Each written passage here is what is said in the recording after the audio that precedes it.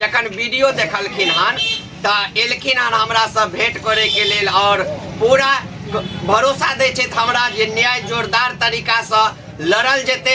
ई मामला जे छै से शांत नहीं हेते, पुलिस के गिरफ्तार करैये पड़ते। तो भाई साहब छै, भाई साहब से हम अहाँ सबके रूबरू करवाबो चाहब। भैया अपन नाम कह दिया। हमार नाम उदय कुमार साहनी है, हमार घर जगदीशपुर है।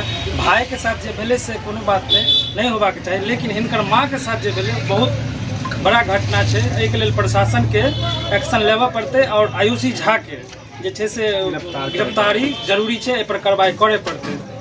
बस तो देखे छी, बस यह चाहब अहूँ सबसे जे सब आदमी एनाहिते प्यार दिया, आशीर्वाद दिया और सब आदमी कल 10 बजे में हमरा घर पर आबू।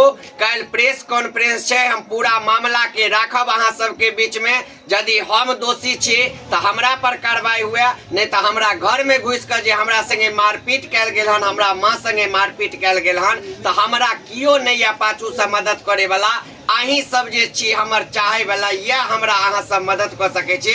काल आबि के मदद करू और प्रशासन पर दबाव बनाबू ताकि हमरा न्याय मिले और अविलंब अपराधी के गिरफ्तार करे। बहुत बहुत धन्यवाद भाई, अहाँ सब गोटे एलौ हन।